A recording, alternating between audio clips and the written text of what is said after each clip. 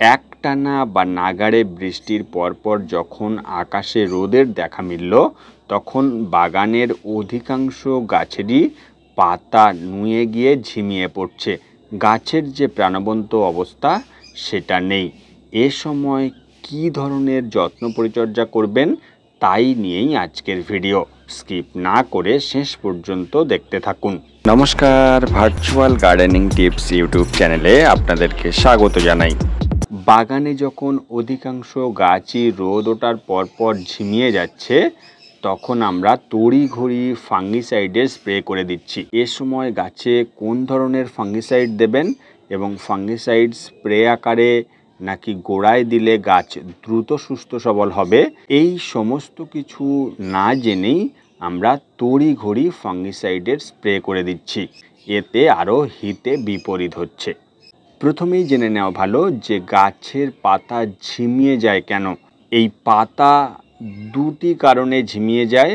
দেখবেন যে একটানা বৃষ্টির পর যে ওয়েদারে টেম্পারেচার ছিল আর রোদ ওঠার পরপরই এই যে তাপমাত্রার পরিবর্তন হচ্ছে, এর জন্য পাতাগুলি এই টেম্পারেচার নিতে পারছে না। ফলস্বরূপ ঠিক যেরকম আমাদের শরীরে ঠান্ডা লেগে যাচ্ছে এই ওয়েদার চেঞ্জের ফলে, ঠিক সেরকমই গাছের পাতা ঝিমিয়ে যায়। এটা স্বাভাবিক। এছাড়াও যেহেতু এতদিন টানা বৃষ্টি চলছিল, যখন রোদ উঠছে আমরা গাছে সেভাবে জল দিই না।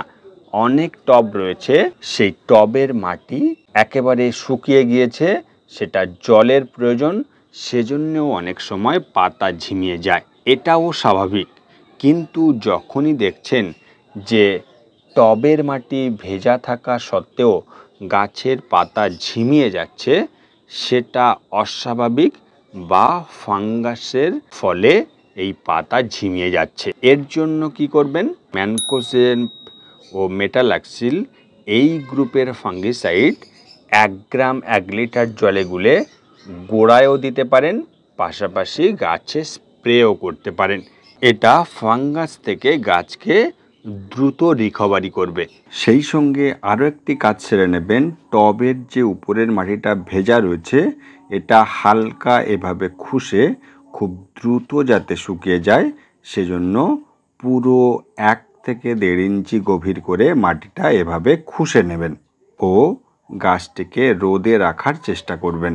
কিন্তু জলের অভাবে যদি হয় তাহলে টবের মাটিতে জল দিতে হবে এবং হঠাৎ করেই বৃষ্টি শেষ হওয়ার পরপরই রোদ উঠছে, সে সময় যদি দেখেন যে পাতা ঝিমিয়ে যাচ্ছে, তাহলে চটপট ফাঙ্গিসাইডে স্প্রে করতে যাবেন না। এই লক্ষণগুলো দেখেই তারপরেই ফাঙ্গিসাইডে স্প্রে করবেন। দ্বিতীয়ত, যেহেতু নাগাড়ে বৃষ্টি চলেছে, এখন বৃষ্টি নেই, সেজন্য আরও একটি বিষয় গুরুত্ব দেবেন। ছাদের আশেপাশে কোথাও জল জমে রয়েছে কিনা। যেহেতু এখন ডেঙ্গির প্রকোপ চলছে, তাই জল যাতে ছাদের কোনো জায়গায় জমে না থাকে সেদিকে অবশ্যই করে দেখে নেবেন। তৃতীয়ত, দেখবেন যে যেহেতু বৃষ্টি হচ্ছিল, তার মানেই আর এখন 1 সপ্তাহ বা 2 সপ্তাহ টবের মাটিতে জল দিতে হবে না, এরকম কিন্তু না। এখনই দেখছেন যে রোদের যে টেম্পারেচার তা বেশ হাই রয়েছে, তাই যে টবে প্রয়োজন রয়েছে সেই টবে অবশ্যই করে প্রয়োজন মতো জল দেবেন।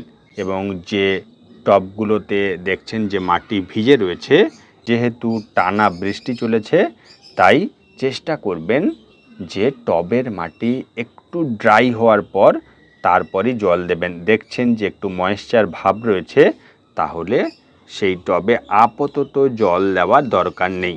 এখনই তড়িঘড়ি করেই যে ফাঙ্গিসাইডে স্প্রে করতে হবে তা কিন্তু একেবারেই না। শুধুমাত্র আপনার গাছের পরিস্থিতি অনুযায়ী ফাঙ্গিসাইডে স্প্রে করবেন।